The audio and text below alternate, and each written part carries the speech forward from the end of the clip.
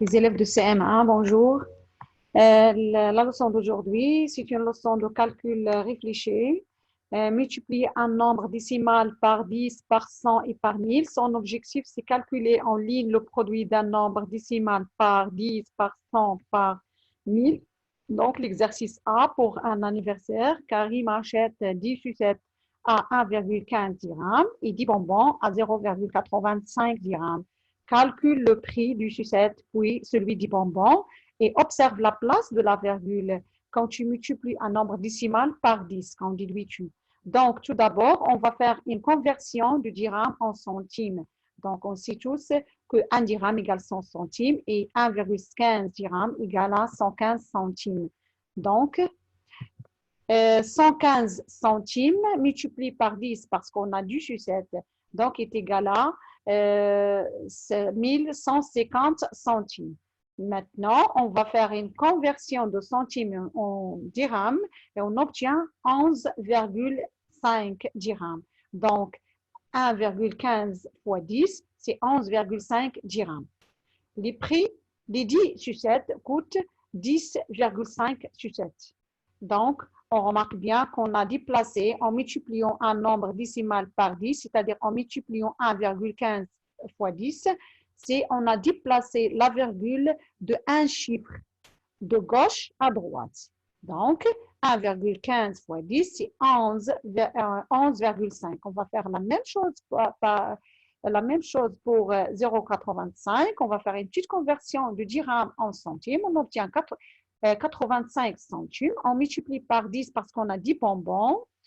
Donc, 85 fois 10 égale 850. Et on va faire la conversion de 850 centimes en dirham. On obtient 8,5. Donc, 0,85 fois 10 égale 8,5. Et les 10 bonbons coûtent 8,5 dirhams.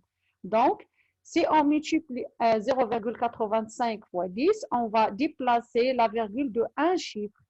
Donc, la virgule va se déplacer de un chiffre de gauche à droite. Pour le tableau, utilise ta calculatrice pour compléter ce tableau et observe la place de la virgule. Moi, je ne vais pas utiliser la calculatrice. Je vais calculer sans calcul. Donc, on va, en multipliant un nombre par 100, qu'est-ce que je vais faire? Je vais déplacer la virgule de deux chiffres. Ici, on va multiplier par 100. Si on multiplie par 10, donc 10, il y a un 0, donc je déplace par la virgule de un chiffre. Ici, on a après 1, on a deux zéros, donc je déplace de deux chiffres de gauche à droite. Donc, 4,125 fois 100 est égal à 412,5. Ici, on a 0,58 fois 100. Je vais déplacer la virgule de deux chiffres de gauche à droite. J'obtiens, donc je multiplie 0,58 fois 100. Je déplace la virgule de deux chiffres. J'obtiens 58. Ici, 1,2 multiplié par 100. Je dois déplacer la virgule de deux chiffres, mais moi, je n'ai qu'un seul chiffre. Alors, qu'est-ce que je vais faire? Je vais ajouter un 0 ici. Pourquoi?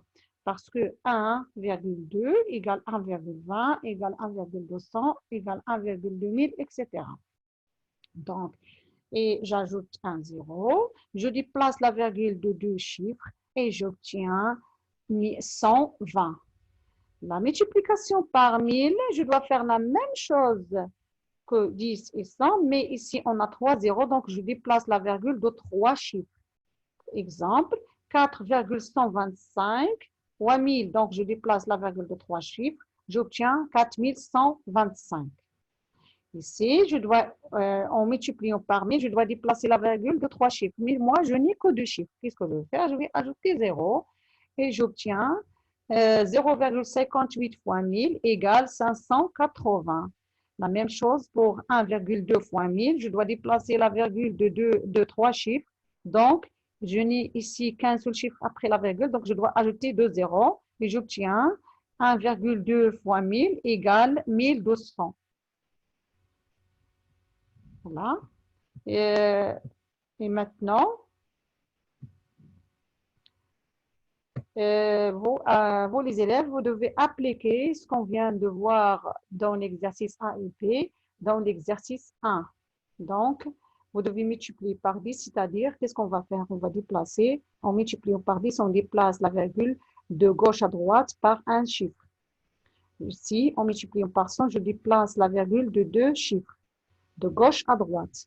En multipliant par 1000, je déplace la virgule de 3 chiffres, de gauche à droite. Vous devez faire la même chose que les exercices A et B pour résoudre cet exercice. Et on va faire la correction pendant la séance de Zoom.